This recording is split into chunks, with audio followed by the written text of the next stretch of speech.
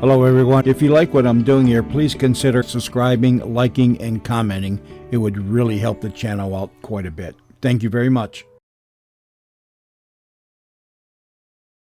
So you think you're smart, eh? You're nobody's fool? Brother, you can be taken. CBS presents Bunco Squad. The Bunco artist, the swindler, the con man. He comes in 1,000 disguises. He has 1,000,000 tricks. He can make a sucker out of you. Be on your guard.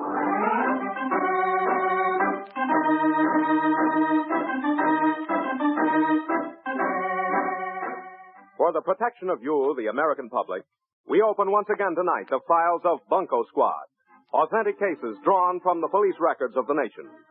You will be guided through a case of Bunco step by step, as it actually happened, as it could happen to you. Now, here is your host and guide, the noted authority on Bunco schemes, Captain Frank Trumbull.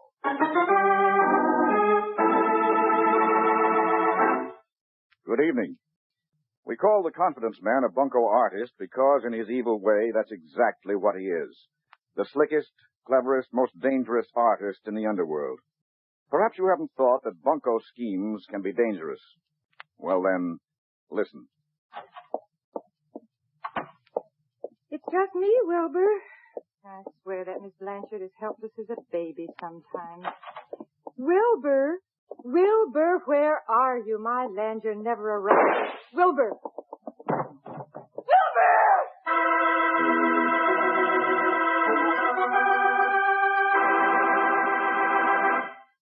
What you just heard is part of an actual case taken from the police files of St. Louis, involving one of the most dangerous and vicious bunco schemes ever to come to my attention.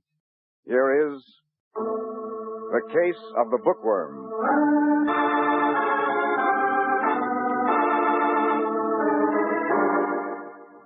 The unfortunate victim in the case of the Bookworm is a man by the name of Wilbur King. Mr. King is a retired heating contractor who had managed to save up a sufficient nest egg to live modestly with his wife, Jane, in a comfortable home just off Delmar Avenue. The Kings are honest, good, church-going folks.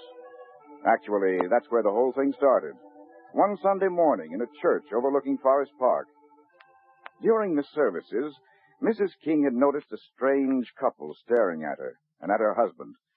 And when the service concluded, she was surprised to find herself greeted most cordially by a woman she didn't know and had never seen before. Why, Helen, imagine running into you here. Well, I'm sorry, but I'm afraid you have us mixed up with someone else.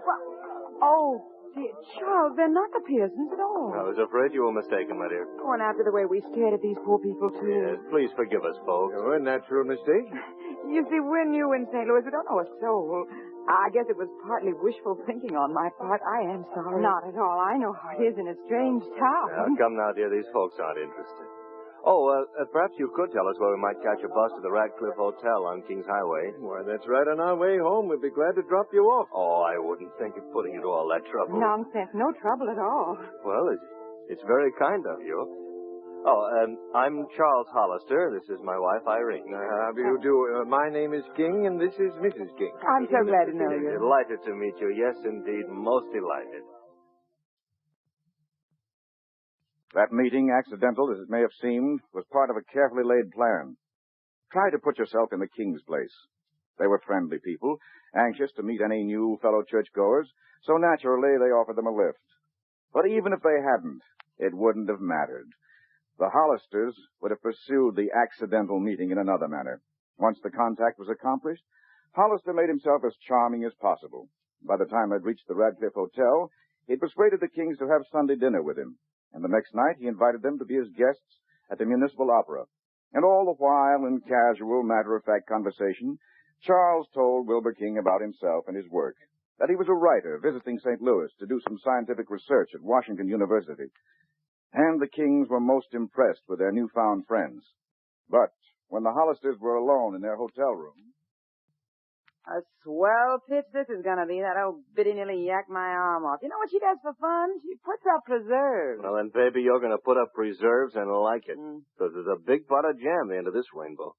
15 grand worth. 50, honest, Charles? Mm-hmm. Well, we only cased them for about 8. How'd you find out? Oh, charm, baby. That old guy did everything but give me the key to his safety deposit box. Oh, darling, that's wonderful. I could kiss you for that. What's stopping you? Nothing. You lovely hunk of man. Mm-hmm.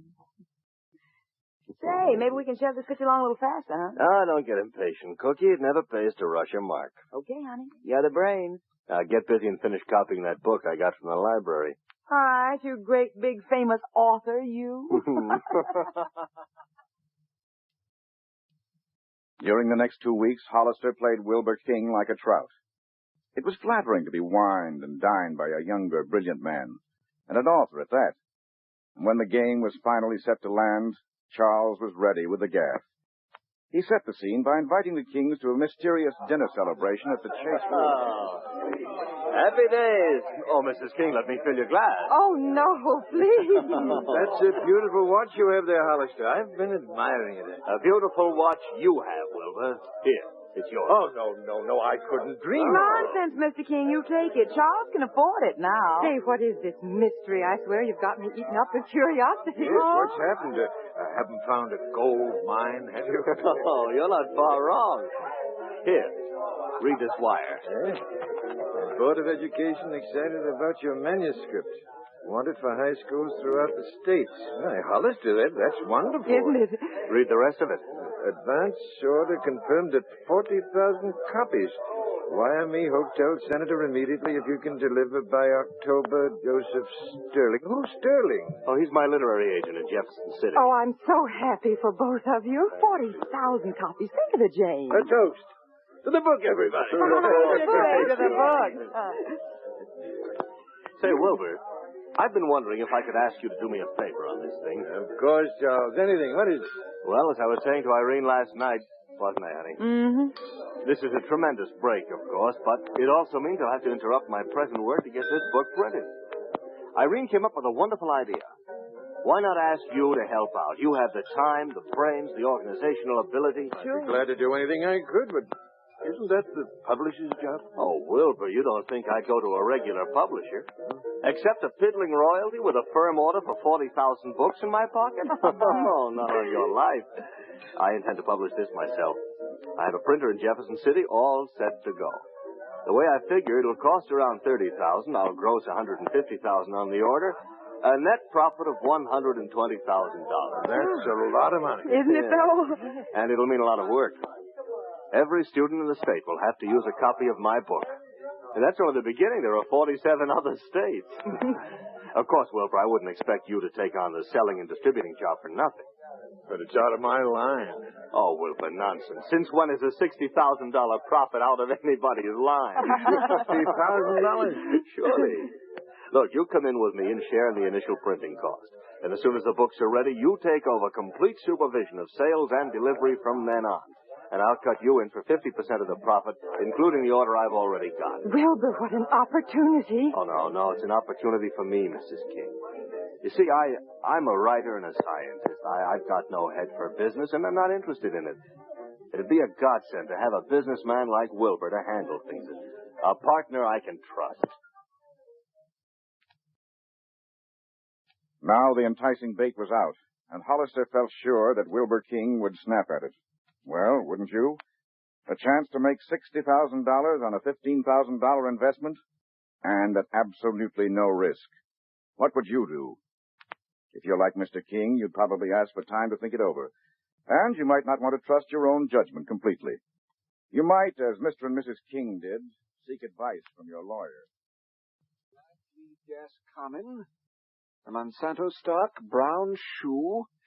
Wilbur, do you realize you're selling everything you own? Sure, John, we realize it, but it's only for a short time. 60 days, Mr. Hollister said. I don't know. I don't like this. But it's such an opportunity, and the Hollisters are such nice people. You said yourself that Hollister was perfectly right to handle this himself instead of through a publisher. I know. Well, he's leaving for Jefferson City to pay the printer in a day or two. And I've got to put up half the money if I want to share in the profits. And it's just that I hate to see you take a chance with practically all the money you've got. What kind of chance? Why, Mr. Hollister is known and respected by every big scientist and educator you can name. You should see the letters he has from them. Stationery can be obtained and letters can be forged. Forged? Why, you suspicious old codger. Well, that's what lawyers are paid for, Wilbur. To be suspicious old codgers. But what about the telegram from Mr. Sterling saying that the Board of Education had agreed to take 40,000 copies of the book? Say, I've got that wire right here in my pocket. I forgot to return it to Charles. May I see it, please? Sure. Sterling, eh? Excuse me a moment. Miss Kennedy, put through a person-to-person call to Mr. Joseph Sterling at the Hotel Senator in Jefferson City. Buzz me when you've got him. Thank you. Just an extra precaution, Wilbur. I'm sure your friend Mr. Hollister would appreciate that you're the type of man who makes a thorough investigation of a deal before he puts up his life savings. But Charles and Irene are such wonderful people, I'm sure why they wouldn't even suggest it. Of course they wouldn't. This is just plain foolishness, John. I've been a pretty fair judge of men in my time, and I know, Wilbur, but a man can always be wrong. We'll see. Hello? Mr. Sterling? Mr. Joseph Sterling? Mr. Sterling, this is Judge Rowan in St. Louis. I represent Mr. and Mrs. Wilbur King in connection with a partnership that they are forming with a Mr. Charles Hollister. Yes? Yes. I understand that you are Mr. Hollister's literary agent. I see. Oh, really? Well, about the order from the Board of Education. Yes? Yes, 40,000 copies of the book. I see. Yes, I see. Well, thank you very much, Mr. Sterling. Goodbye. Well, what did he say? He says it's the greatest book of its kind he's ever handled. He says the 40,000 order is only the beginning. He expects every school system in the country to take it. Oh, well, what do you say now? I knew it. What an opportunity. The Hollisters are such wonderful people. Yes, the Hollisters were very wonderful people, and smart, too. Smart enough to have their accomplice, Mr. Sterling, waiting in Jefferson City just on the chance that the Kings might call him. Naturally, he confirmed the order. And so John Rowan, the lawyer, had to admit that the deal sounded okay. And Wilbur King sold out his securities, his only bulwark against old age, and handed Charles Hollister a check for $15,000. The next day, the Hollisters left for Jefferson City to sign the contract with the printer, they said. The Bunco scheme had worked.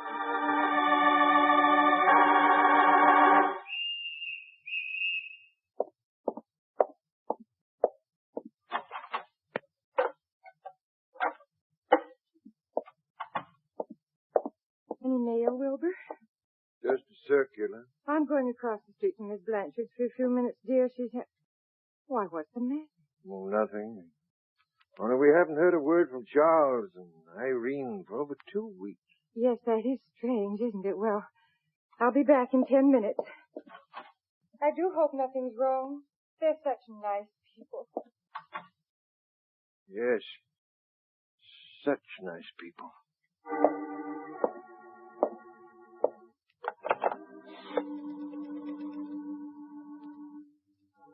Operator, get me the Hotel Senator in Jefferson City. That's right, Charles Hollister. But I know he went there. Are you sure? Never registered? Thank you. Boatman's Bank? Chief Teller, please. He cashed the check the same day? Yes, I understand the check was in order. Of course you had to honor it. Operator, I want to put in another call to Jefferson City. The purchasing agents of the Board of Education.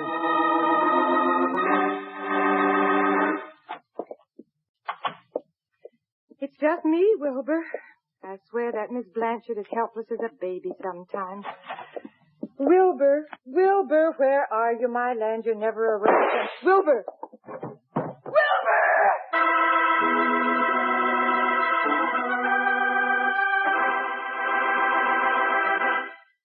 We'll return to Captain Trumbull and tonight's Bunco Squad story in just a moment. To politely paraphrase history, George burns while Gracie fiddles, and the result is, of course, the laugh riot heard every Wednesday evening over many of these same CBS stations.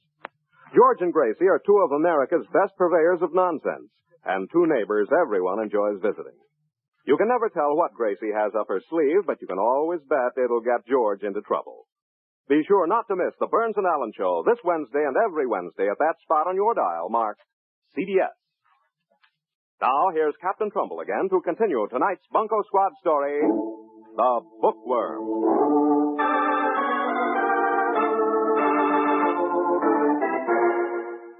In a game as carefully constructed as a fine watch, Charles Hollister had, as the Bunco artist would say, roped his mark, told him the tale, given him the convincer, and had taken off a nice touch of $15,000. As a result, Wilbur King was in emergency hospital at death's door and attempted suicide. The next day, Mrs. King went down to police headquarters and told her story. No. Do you recognize any of the pictures, Mrs. King? No. I've stared at these pictures until they're all beginning to look alike. Lieutenant Scott, I didn't want to come here. I should be at the hospital. Mr. King is in competent hands. You can help him best by helping us catch these suspects. I still can't believe it. They were such nice people. They're always nice people, Mrs. King. When you've gone over all the pictures, will you come into Detective Lebeck's office and make out a crime report, please? Yes, Lieutenant, I will. I'll wait for you there.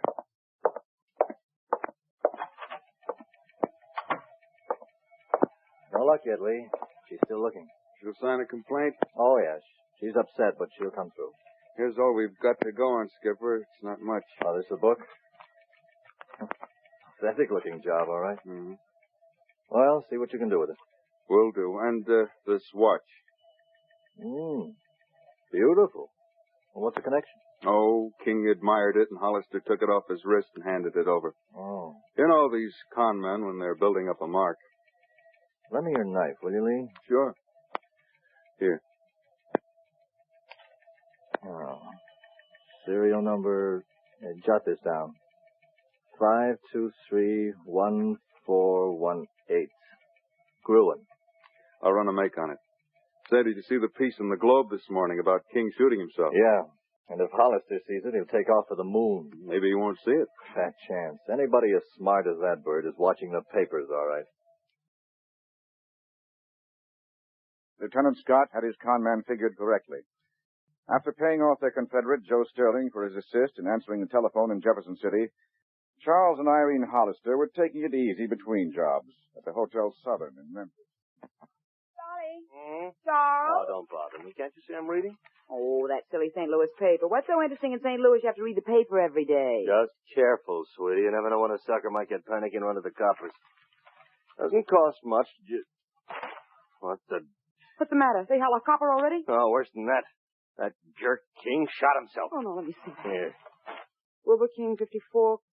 Cause given his despondency when a team of confidence workers bilked him out of his life savings. Why, that's stupid. Condition very critical. You know what that means? If he dies, that's technical murder. Chuck, they can't tie to us, can they? We were careful. Shut up and let me think. Tried to cover everything. There's nothing in the book. You didn't write any checks. Oh, what do you take me for? No, I didn't do anything they can Wait a minute. What is it? My wristwatch. I gave it to King, remember? It wasn't engraved, was it? It might as well have been. It's got a serial number, and I used my right name when I bought it. Oh, no. In Toledo, remember? I might have known, you stupid fool. You would pull a phone and play like that. Now you've got it. Now, don't you crack up on me. That's all I need. But they'll trace that. Why? It may take days. And if I have anything to say about it, they'll never trace it. Come on, now, start packing. We've got a long drive ahead of us.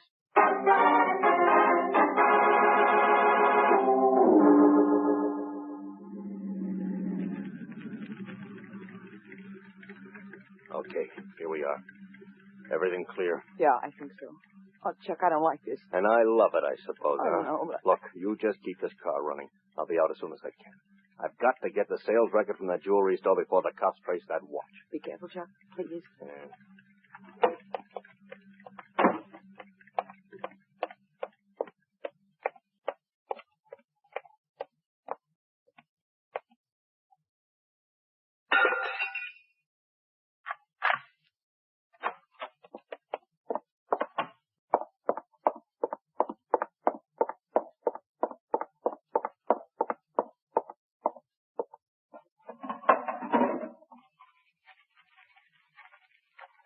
October, November.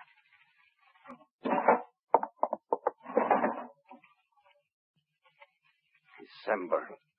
Where's December?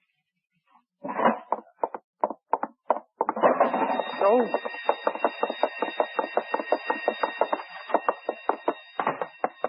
Come, quick! Hurry!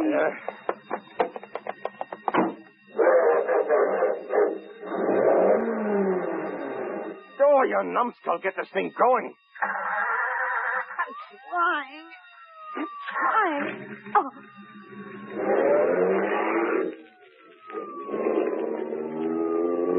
Come on, step on it.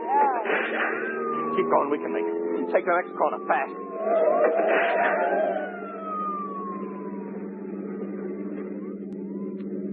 We made it. Don't stop, keep this thing moving. Yeah. Did you get the record? No, the alarm went off before I could find it. You'll never get it now. The cops will blanket this place in no time. Yeah, I know. Head for St. Louis. St. Louis? Why? I gotta get that watch back. Our only chance is that Mrs. King hasn't told the cops about it. Now step on it. When things were going his way, Hollister was a smooth, affable conman. But now, in trouble, over his depth, cornered, the veneer came off to reveal him for what he was, a desperate, dangerous criminal, ready to stop at nothing. Meantime, in St. Louis, Bunco Squad was making headway. Detectives Scott and Lebec were beginning to fit parts of the puzzle into place. Hello, Lee. What's new on the King case? Well, this for one thing. I got it at the public library. A book, huh? Science Progresses by James Widmark. Published 1941. And guess what? Yeah, I know. The manuscript Hollister showed Mr. King is an exact copy, word for word. Right. No wonder King thought it looked okay. Well, that locks up the intent to defraud angle. Yeah. Oh, say, here's something else. I got a report from the manufacturer on the watch Hollister gave King. It was sold by Levine and Wise in Toledo. Levine and Wise? Yeah. Why? What's up? I just saw a teletype. Levine and Wise were knocked over last night. Uh-oh. That isn't all. Nothing was taken. What? But all the sales records were disturbed. This is a break, Lee. Hollister must have broken into the jewelry store trying to get the sales slip on that watch. That means he bought it in his own name. Yeah. And suppose he didn't get the sales slip. Oh, we can check that. If he didn't, he might come back and try to get the watch, on the chance that Mrs. King forgot to tell us about it. Lee, get that watch out of property, will you? Sure. What have you got in mind? I think it might be a good idea to give it back to Mrs. King.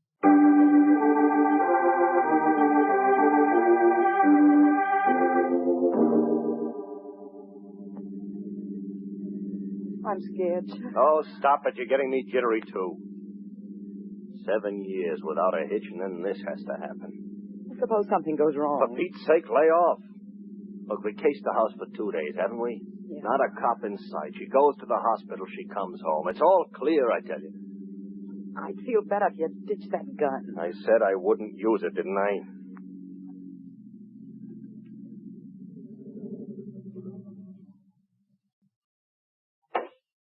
Okay. Here we go. Chuck, remember, no gun. Oh, brace up, Cookie. We won't need a gun. We can con her out of that watch blindfolded. Okay, honey. We're on. Don't forget to keep her occupied while I look for that watch. Irene. Mr. Hollister. Darling, I'll bet you thought we'd never get back. We sure missed you, folks. I'll say. Hey, where's Wilbur, the old son of a gun? Wait till he sees what I've got for him. Why, where's the check? Oh, and what a check. First return, $64,000. Oh, didn't Wilbur get my wire? Why, no. Can you beat that? Well, half of this is Wilbur's. What? Darling, what's the matter? Wilbur's in the hospital. What? He shot himself. Oh, no. Oh, poor dear. He thought you'd swindled him. Swindled? He thought that? Yes. Oh, but that's terrible. Because he didn't hear from us? Oh, then it's all our fault. Oh, my dear. Oh, no. Please don't feel that way. Oh. Why, where did Mr. Hollister go? Mrs. King, don't go in there. Why, Mr. Hollister? I thought I told you to keep What are her you upset with all the noise you were making? All right, turn the chatter and let's blow. Fast. You got the watch? Yeah. Come on. Then you are a thief. Oh, shut up. What'll we do with the old lady? Chuck, we can't leave her loose now. In the closet. Yep. Come on, Grandma. In you go. No, please. No, Here, no. one peep out of you, you'll get this gun across your head. Get in there now. No, help, please, let me out.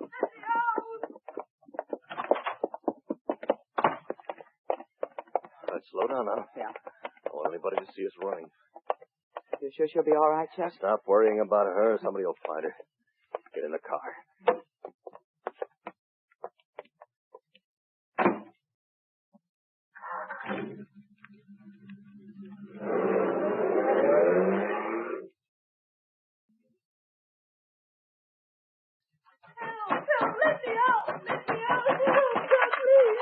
It's all right, Mrs. King. You're safe now.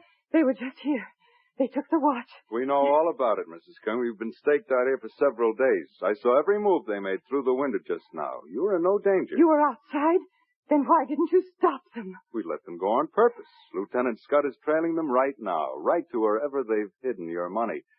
I hope.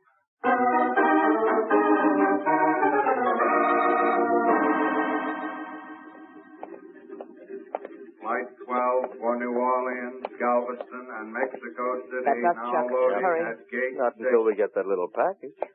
Got the locker key? What a question. Let's see. Number 587, 56. Huh? Oh, Chuck, hurry, will you? Relax, beautiful, relax. Plenty of time. That's right, Hollister. What? Plenty of time. About 10 years apiece, I'd say. Oh! Why, don't you? You want it this way. Chuck! All right. Get up. Hold out those hands. Yeah. And I'll just take that package out of the locker. If you Look, mine. Look, you've got nothing on us. I want an attorney. I know my rights. Oh, brother. If only one of you would think up a different line. Just once.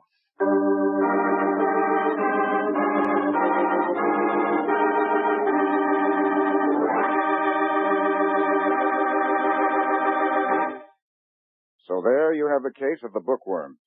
It was taken from the files of Bunco Squad through the courtesy of St. Louis Chief of Police Jeremiah O'Connell.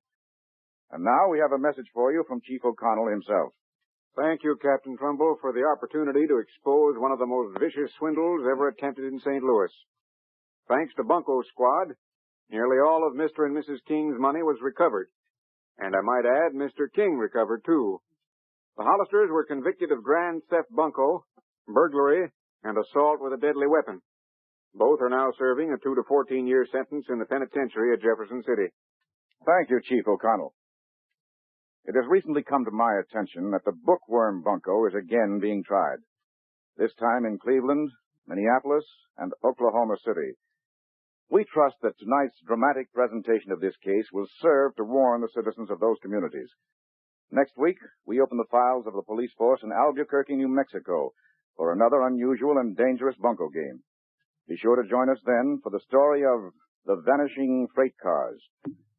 Until then, this is Captain Trumbull saying good night and leaving you with this warning. The bunco artist is clever. The bunco artist is vicious. The bunco artist is dangerous. So, be on your guard.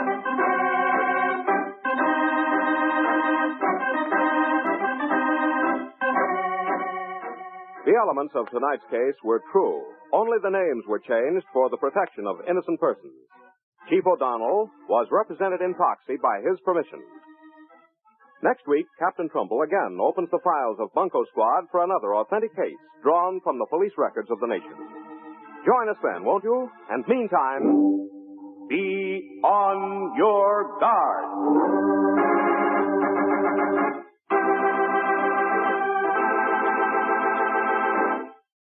Bunco Squad, produced and directed by Ralph Rose, is written by Larry Goldman and Troy Leonard. Original music was composed and conducted by Del Castillo. Joe Walters speaking. This is CBS, the Columbia Broadcasting System.